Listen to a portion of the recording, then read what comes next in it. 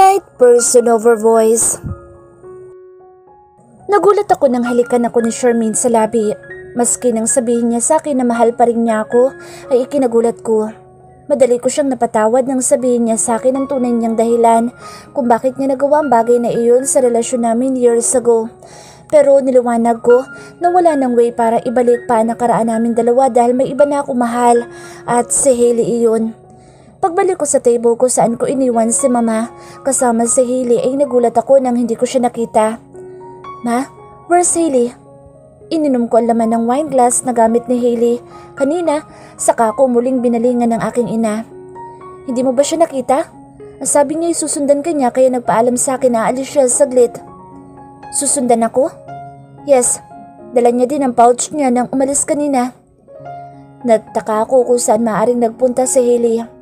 Nilingon ko ang buong venue at nagbaka sakali akong makita siya sa paligid pero wala. Nagsimula ako makaramdam ng takot dahil hindi pa siya bumabalik at mag-iisang oras na din siyang hinihintay namin para umuwi sa bahay. Night, saan ba nagpunta si Hailey? Kanina pa siya nawawala. Si Papa nagtanong. I've tried many times to call her number pero hindi ko siya makontak. Nakapatay ang cellphone niya.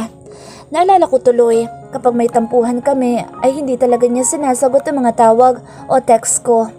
Pero ang pinagtataka ko, wala naman kaming pinag-awayan kanina para iwan niya ako basta dito sa party at hindi man lang nagpaalam kung saan siya pupunta. Tom, napalo ko ang ibabaw na mesa kaya lumika iyon ng ingay na ikinatingin ng ilang tao sa paligid. Night, what's that? Nag-aaway na naman ba kayo ni Hailey? Of course not pa. Yun naman pala, so where is she? Bakit kanina pa siya hindi bumabalik? Kailangan na nating umuwi. Wala akong maisagot sa kanila dahil wala akong idea kung saan nagpunta si Hailey. Mauna na po kayong umuwi pa. Hahanapin ko lang po si Hailey. Okay, inform us if you will see her soon. At kung hindi tutulungan ka namin. Sure, Dad. At pagkaalis nila ay naghintay pa ako ng ilang minuto bago umalis ng party. Nakita ko si Kian at Patricia na nag-entertain ng mga bisita. Habang naghihintay ako hindi ako mapakali. I'm so scared of what happened to her kung sakaling hindi siya bumalik sa party. At saan ko naman siya hahanapin? Biglang pumasok sa isipan ko ang condo unit. Baka sakaling doon ito nagpunta nang umalis sa party. Hindi na ako nagpaalam kila Kian at umalis na ako sa venue ng kasal nila ni Patricia. Maski si Mr. Nuevo ay nagtaka kung bakit hindi ko kasamang umuwi si Hailey. Sinabi ko na lang na nauna na itong umuwi at may pupuntahan pa itong iba. Dumiretso ako agad sa condo unit namin, hoping that I can find her in that place. Pagbukas ko pa lang ng pinto ay alam ko nang hindi doon nagpunta si Hailey. Wala akong bakas na makita na nanggaling na siya doon. I was so clueless where to find her.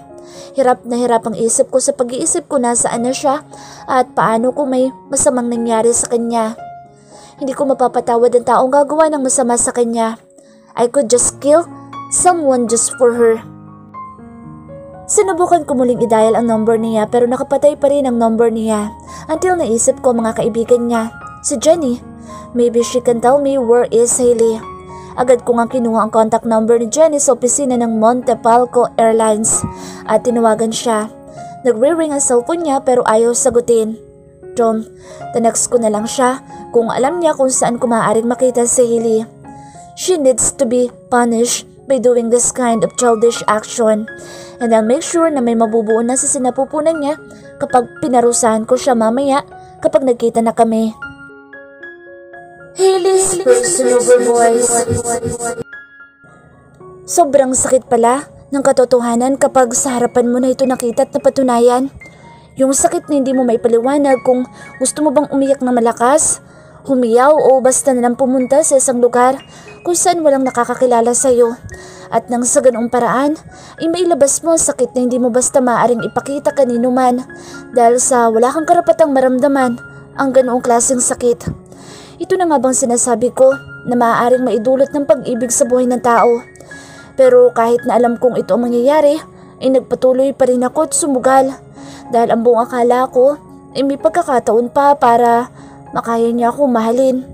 Pero hindi iyon na nangyari. Kitang-kita ko kung paanong naghahalikan si Night at ang Charmaine na iyon. Sabi niya sa akin ay walang namamagitan sa kanilang dalawa at naniwala naman ako dahil mahal ko siya. At dahil sa nakita kong iyon ay mas napatunayan ko na hindi siya naging tapat sa akin sa ilang buwan na pagsasama naming dalawa. Pinagmukhaan niya lang akong tanga at umasa sa lahat ng mga pinaramdam niya sa akin. At yun ang pinakamalaki kong ginawa, ang umasa. Pakiramdam ko ay wala na akong lakas para maglakad at magpatuloy sa lugar kung saan gusto ko sanang mapag-isa. Gusto ko na makakausap nang mapaghihingahan ko ng sakit at sama ng loob. At isa lang ang taong alam kong makakaya akong maintindihan at tamayan. At si Jenny iyon. Tinawagan ko siya at sakto namang kabababa lang niya ng eroplano kaya nang yayain ko siya ay agad niya akong sinagot. Nagkita kami sa bar kung saan niya ako madalas sayain para mag-unwind. Umiinom lang kami ng latest drinks at nagkukwentuhan at pagkatapos ay saka kami dediretso ng uwi sa mga bahay namin. Nauna akong dumating sa tagpuan namin at hinintay ko na lang siya sa mismong loob ng bar. Habang hinihintay ko siya ay umorder na ako ng drinks namin para pagdating niya okay na ang iinumin at kakainin namin. Hindi ko na malaya na nakatatlo na pala akong basong wine bago dumating si Jenny.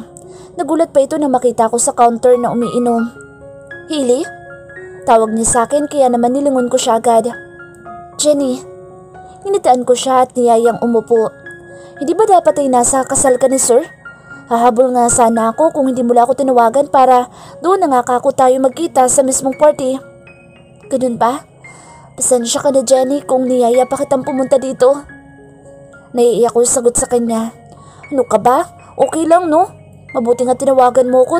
Matagal na tayong hindi nagkikita." "Sorry nga pala ha, hindi mala ako nakadalaw kay tita noong nasa ospital siya.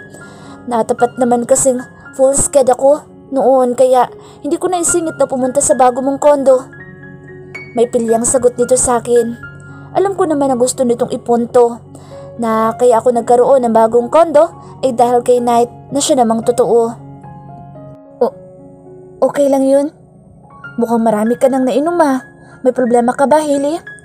Hindi napigilang itanong ni Jenny sa akin at doon ako biglang napatingin sa basong iniinuman ko. Naumidang dilakot saglit akong hindi nakapagsalita. "May problema ba kayo ni Sir Knight, Hailey?" Pagpapatuloy nito, napatango na lang ako at saka ko tinungga ang natitirang laman ng baso ko. "I really hate him." Mahina lang ang pagkakasabi ko ng bagay na iyon pero alam kong naintindihan ni Jenny ang gusto kong iparating sa kanya. "Nag-away nga kayo. Bakit hindi mo siya kausapin at dinadaan mo sa pag-inom na mag-isa ang problema niyo?" "Ayoko siyang makausap, Jenny." "Hailey, sa isang relasyon, hindi pwedeng idaan mo na lang palagi sa pagtakas ang lahat at pagkatapos ay iinom ka hanggang sa malasing ka. Ganun." Pangaral ni Jenny sa akin. I know I became childish when I ran away when I saw him kissing another woman but that's all I can do that time. Ang tumakbo't lumayo. Mas lalo lang ako mahihirapan kung kakausapin at aarapin ko siya. Ang sakit-sakit dito. Itinuro ko pa sa kanya ang tapat ng kaliwa kong dibdib at nagpatuloy ako sa pagsimsim ng panglima kong baso ng wine na in-order. At mas lalo nyo namang hindi maayos ang problema nyo kung basta mo na lang siya iiwasan at hindi kakausapin, di ba? Kahit gaano kakagalit sa kanya o kainis, dapat mo pa rin siyang kausapin. Para ano pa? Mapait kong sagot sa kanya. Para ayusin kung anong pwede pang ayusin. O kung hindi na talaga, pwedeng ayusin, ay tapusin nyo na lang nang maayos ang relasyon nyo. At least nag-usap kayong dalawa. Parang lalong nanikip ang dibdib ko sa sinabing iyon ni Jenny. Tapusin kung anong dapat ay tapusin. Paano namin tatapusin ang isang relasyon na sa simula pa lang ay hindi naman totoo? Hinintay niya ako muling magsalita pero hindi ko kayang sabihin sa kanya ang totoo. Na ang lahat ng nangyari sa amin ni Knight ay puro pagpapanggap lang at walang totoong kami. Ano ba naging problema niyo? Hindi naman siguro pera kasi sobrang yaman ni Sir Knight para intindihin niyo ang pera. Hindi ba? Ang mga magulang ba niya? Ayaw ba nila sa'yo? Pero ang sabi mo sa akin the last time na magkausap tayo ay sobrang bait ng mga parents niya sa'yo, hindi ba? Baka naman third party. Huli nitong banggit na dahilan kung bakit kami nag-away ni Knight na lalong nagpatahimik sa akin. Okay, silence means yes. So third party nga ang problema nyo? Hindi pa rin ako umimik. Ang balita ko'y bumalik na ang ex ni Sir Knight. Sabi lang sa akin ni Sir Kian yun. Wala na talaga akong lusot nito. Oo, bumalik na siya. May galit at lungkot na sagot ko kay Jenny. I see. So siya ang dahilan ng pag-aaway nyo? Tumango ako pagkatapos niyang magtanong at uminumuli ako ng alak na parang doon ko'y dinadaan ng pait ng katotohanan na ako lang ang nasasaktan ng mga oras na iyon. Habang si Knight at Charmaine ay nagpapakasaya sa isa't isa. Wala na akong pakialam sa kanya kung magbalikan pa sila ng babaeng yun. Kaya kong mabuhay na wala siya sa buhay ko, Jenny. Alam mo yan, na kaya kong walang lalaki mahalin ng ilang taon sa buhay ko. Kaya alam kong makakayanan ko rin ang sakit na dinulot niya sa akin. Makakalimutan ko din siya. Kaya pala nagpapakalasin ka dyan dahil kaya mong mabuhay na wala si Sir Knight sa'yo, ganun ba? Kung kaya mong mawala siya, bakit hindi mo agad kinuha mga gamit mo sa mansyon nila at nagpakalayo-layo ka muna? Natatawang tanong ni Jenny sa akin. Wala na akong balak na bumalik sa mansyon nila. Kahit na nandoon pa lahat ng gamit ko, wala akong pakialam. Basta ayoko na siyang makita. Okay, sinabi mo eh. Paano kung hanapin ka ng Sir Knight at makipagbati siya sa'yo? Anong gagawin mo? Wala akong gagawin dyan eh, dahil hindi niya ako makikita. Hindi. Halatang lasing na ako sa mga pinagsasabi ko pa lang ngayon. Ngayon pa lang ako nagpakalasing ng ganito sa tanang buhay ko. Sus, talaga ba? Hindi naniniwalang sabi ni Jenny at doon biglang tumunog ang cellphone ni Jenny at saglit nitong binasa ang nag-text. Nag-text si Sir Knight, hinahanap ka niya. Kanina pa pala tumatawag ang boss ko, hindi ko narinig. Casual na sabi ni Jenny sa akin. Agad akong kinabahan na sabihin niyang hinahanap ako ni Knight. Para ano? Para sabihin hindi na namin kailangan pa magpanggap na may relasyon at si Charmaine talaga ang mahal nito. Huwag mo siyang replyan, please, Jenny. Pero Hailey, ako naman ang malalagot sa boss ko. Alam mo yun, di ba? Nag-aalalang sabi ni Jenny sa akin. Naiintindihan ko naman siya kaya naisip ko na ako na lang ang aalis para hindi na siya madamay. Okay, replyan mo na siya at ako na lang ang aalis para hindi na kami magkita dito. Nihihilo kong sabi sa kanya. Akma akong tatayo nang bigla akong maliyo at napahawak ako sa edge ng counter at napabalik ulit ako sa aking pagkakaupo. Oh, Hailey, okay ka lang ba? Okay lang ako. Napahawak ako sa ulo ko para bahagyang kalmahin ang pagkahilo na nararamdaman ko. Narinig kong napabuntong hininga si Jenny at saka muli ito nagsalita. Okay, sige. Hindi ko na siya itatext. Basta huwag ka na lang umalis dyan at tatawag na ako nang pwedeng mag-drive sa'yo pa uwi. Saan ba kita ipahatid? Sa kondo mo? Naalarma ako. Kung doon ako magpapahatid ay malamang na masundan lang ako agad ni Knight sa lugar na iyon. Kaya mabilis akong napailing kay Jenny. Ihanap mo na lang ako ng taxi at ako nang bahala sa sarili ko kung saan ako pwedeng tumuloy pansamantala. What? Hindi makapaniwalang tanong nito sa akin. Hindi pwede ang sinasabi mo na yan, Hailey. Delikado para sa'yo, lalo na't gabi na. At isa pa, nakainom ka oh. Reklamo nito. Sundin mo na lang ako, Jenny, please. Napadukduk ako saglit dahil sa sobrang hilo na nararamdaman ko. Ay naku, Hailey, mahirap ka palang ma-heartbroken? Oo naman talaga. Buti na lang at ngayon mo lang yan ginawa. Kung dati pa, susme, baka naiiwan ka palagi dito sa bar dahil sa ginagawa mo. Ikinawag ko ang isang kamay ko para patigilan siya sa pagsisermon sa akin. At narinig ko ngang umalis ito sa tabi ko. Pero wala naman ito sinabi kung saan pupunta. Ilang minuto din akong namahinga sa pagkakayuk-yuk at saka muli akong uminom mula sa basong kanina ko pa ginagamit. Hindi pa rin bumabalik si Jenny. Baka iniwan na niya ako. What are you doing? Isang boses mula sa likod ko ang nagpagulantang ng buo kong sistema. Hindi ako maaaring magkamali sa nagmamay-ari ng boses na iyon. Si Knight ito. Paglingon ko'y nakita ko ang madilim na itsura nito. Mukhang galit ito base sa pagkunot ng mga kilay nito at bahagya ko pang nasilayan ng pagtangis ng panga nito nang maaninag ko ang buo niyang kabuuan mula sa naniningkit ko ng mga mata. Hindi ko sinagot ang tanong niya at napansin ko si Jenny na nasa tabi ni Knight. She has that apologetic face. Ay, ito siguro nagsabi kay Knight kung nasaan siya ngayon. Pasaway talaga ito. Lumakad si Knight papalapit sa akin na hindi tinatanggal ang madilim nitong mga mata na nakatunghay sa akin. Let's go. Yaya nito sa akin. Pinalis ko ang kamay niyang humawak sa bewang at braso ko.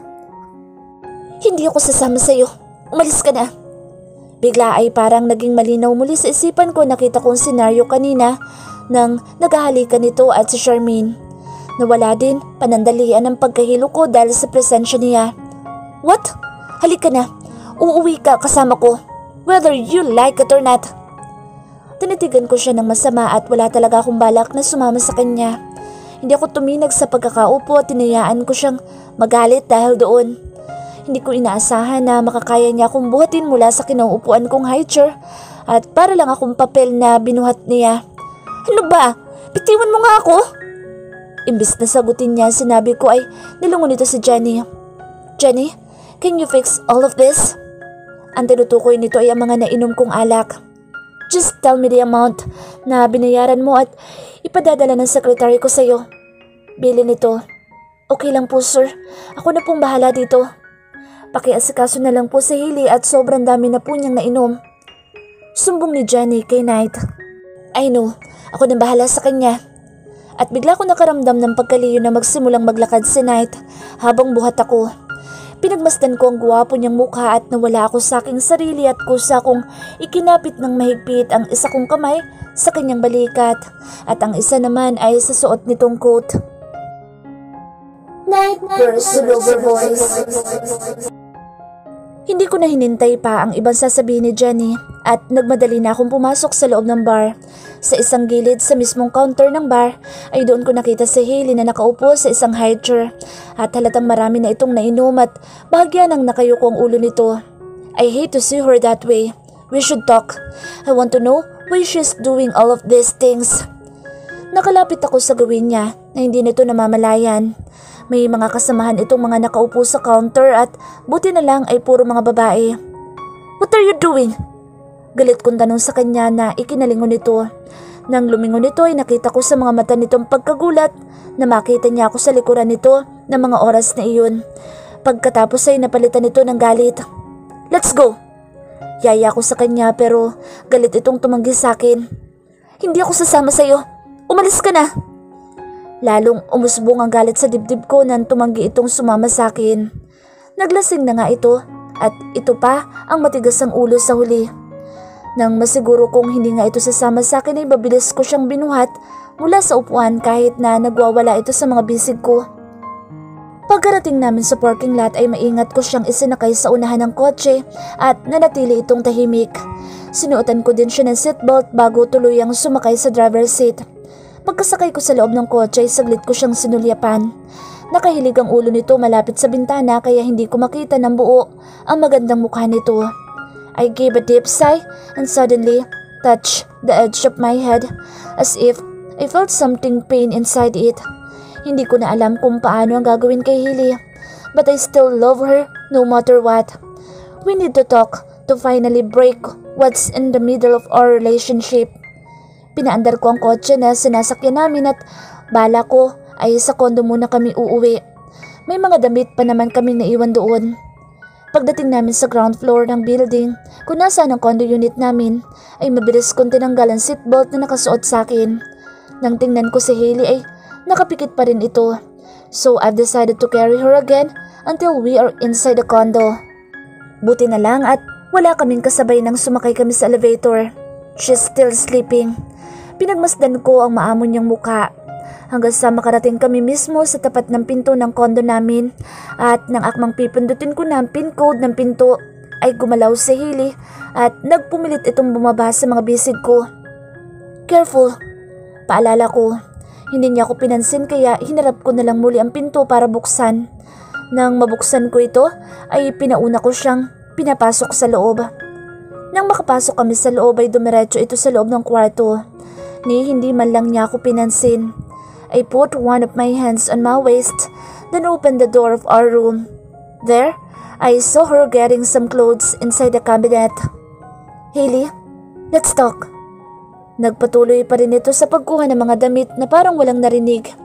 I felt angry and pissed, so I walked beside her. Kinuha ko ang mga damit na hawak niya at inihagis ko ang mga iyon sa ibabaw ng kama. Doon niya ako pinansin at tinitigan ng masama. Ano ba problema mo? Anong problema ko? Ikaw ang gusto kong tanungin kung anong problema mo. Why are you doing all of this, ha? Bakit ka umalis sa party na hindi ko alam at tapos malalaman ko na nasa bar ka? Umiinom? Salip na sagutin niya ako ay ngumiti ito ng manipis at saka isinara ang pinto ng cabinet. Talaga bang hindi mo alam kung bakit ako umalis sa party na iyon? Ang galing mo rin, no? Tatanungin ba kita kung alam ko, Hailey? At kung ano man ang dahilan mo kung bakit ka umalis sa party nila Kian, hindi ka pa rin dapat na uminom. Baka mamay Baka buntis na ako? Kung buntis man ako, sisiguraduhin kong hindi mo malalaman yon, Night. Para ano? Kaawaan mo kami mag-ina? At pagtawanan nyo na Charmaine sa huli? What? Bakit na naman nasingit si Charmaine sa usapan natin? Takang tanong ko sa kanya.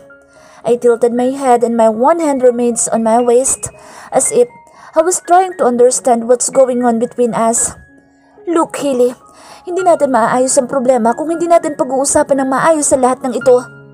Wala na tayong dapat na pag-usapan pa. Night, hayaan mo na lang akong umalis at lumayo. Yun lang ang hiling ko sa'yo. Lumayo? Naningkit ang mga mata ko dahil sa sinabi niya. Never that I will allow her to go. She will stay beside me forever. Oo, yun lang ang hihilingin ko sa'yo pagkatapos ng mga nangyari sa atin. Yun lang, Night. Nakita ko ang lungkot sa mga mata ni Hailey nang hilingin niya ang bagay na iyon sa akin. It hurted me so much seeing her in that pain. No, hindi ako papayag sa hindi hiling mo, Hailey. You will stay beside me. Kung nasan ako, nandun ka din. Ano? At anong gusto mong gawin ko? Ang manatili sa tabi mo habang kasama mo na si Charmaine? Nagulat ako sa sinabi niya. San ba nanggaling ang mga sinasabi niya? Lumapit ako sa kinaroroonan niya para mahawakan ko siya ng malapitan. Ngunit iniiwas lang niya ang kanyang kamay nang tangka ko itong hawakan. Hindi ko alam kung ano at saan nanggaling ang mga sinasabi mo tungkol sa amin ni Charmaine. But one thing is for sure, hindi kita papayagan na umalis. Dito ka lang, in our condo or in my parents' house. Pinal ko sabi sa kanya. Hindi mo pa rin ba sasabihin sa akin ang lahat tungkol sa inyo ni Charmaine? At nasasabi mo pa talaga mga bagay na yan sa harap ko? Ano ba sasabihin ko tungkol sa amin ni Charmaine? There's nothing between us. Palagi na lang natin siyang pinagtatalunan. Palagi? Oo, tama ka. Bakit nga ba kasi natin siya pinagtatalunan kung sa umpisa pa lang naman alam ko nang talo na ako sa kanya. Na siyang pipiliin mo over me. Right? Siyang gusto mo. Siyang mahal mo. Siyang gusto ng pamilya mo. What? Naningkit ang mga mata ko at hindi ko pa rin maintindihan kung bakit kailangan niya sabihin ang mga bagay na iyon. Let's stop this nonsense. Magpahinga ka na at bukas na lang tayo umuwi ng bahay. No! Ayoko na, Night. Please. Babayaran na lang kita sa ibang paraan para sa lahat ng nagawa mo para sa akin. But please, hayaan mo na akong umalis at lumayo sa'yo. Muli ako natahimik at hindi na ako nakapagpigil. Buong lakas ko siyang hinapit papalapit sa akin at nilusob ko ng halik ang kanyang mga labi. I want her to feel how much I love her by kissing her with my own lips. Naramdaman ko ang pag-ikom ng mga labi niya kaya kinagat ko ang ibaba nitong labi. Kaya bahagya ako na ipasok at napalalim ang aking mga halik sa kanya. I felt her moaning by just kissing her lips and I wanted more. I wanted to own her every day and every night. We share on the same bed. Sinagot niya mga halik ko katulad ng mga halik na pinagsasaluhan namin palagi. Saglit kong binitawan ang kanyang mga labi at nakita ko ang mga nakapikit niyang mga mata na may luha. Nalungkot ako. Pinahid ko ang mga luhang iyon na nagdulot sa dibdib ko ng paninikip. I don't want her to cry even a single moment. Kung umiyak man siya, ay dahil masaya siya sa piling ko at hindi dahil sa nasasaktan siya. Hailey, idinilat niya ang kanyang mga mata at sinalubong ang mga titig ko. Hanggang kailan na ito? Hanggang kailan tayo ganito? We need to talk, Hailey. At hindi natin magagawa ang bagay na iyon kung palagi na lang na sa tuwing mag-uusap tayo, nandyan sa puso mo ang mga pagdududa. Hindi siya agad nakasagot sa sinabi ko at sinalubong ko muli ang mga mata niya na ngayon ay buong pagsuyo na nakatitig sa akin. Wala naman tayong dapat na pag-usapan, Knight. Ang dapat nating gawin ay aminin natin sa kanila ang totoo at tapusin kung ano man ang namamagitan sa atin dahil yun ang tama. No, wala tayong aaminin o tatapusin, Hailey. Kung anong namagitan sa atin, lahat ng yun ay totoo at walang halong pagpapanggap. Muli siyang natahimik sa sinabi ko, ni hindi niya nakuhang ikurap ang mga mata niya dahil sa sinabi ko. Anong ibig mo sabihin? Walang pagpapanggap. Mahina at ramdam kong nandoon ang takot sa puso niya kahit na naglakas loob siyang magtanong sa akin. I love you. I love you, Hailey. And that's the truth. Diretso kong pag-amin sa kanya. Ano? Mahal kita. Mahal na mahal, Hailey. At hindi ako mabubuhay na wala ka sa tabi ko, Hailey. I love you, babe. Nakita ko ang pagbalong ng luha sa mga mata ni Hailey. Natakot ako na baka hindi niya ako mahal. Na ako lang ang nakakaramdam ng pagmamahal sa kanya. Pero ang mahalaga ay nasabi ko sa kanya ang tunay kong nararamdaman.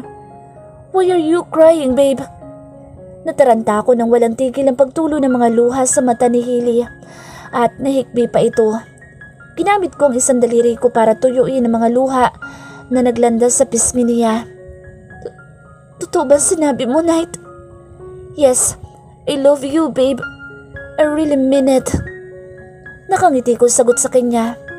And I don't accept a no from you, babe.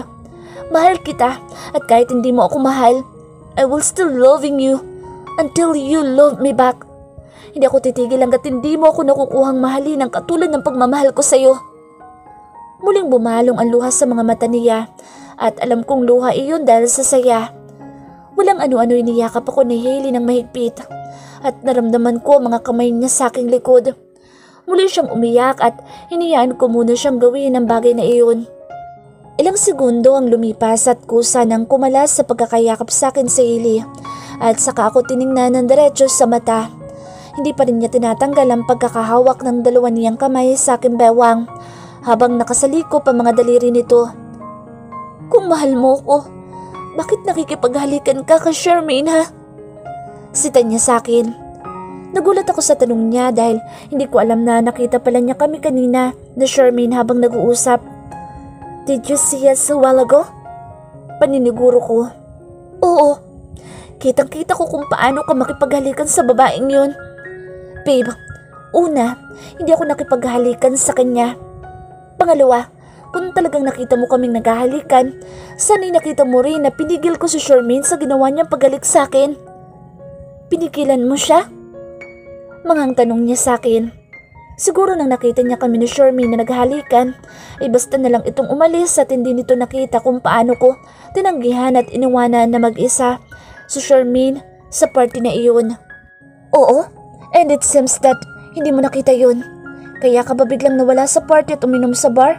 Ay dahil sa nakita mo kami ni Charmaine na magkasama? Nakita ko ang pagyuko ng ulo ni Hailey at tumango ito pagdaka. Ang cute niya tingnan ng sandaling iyon.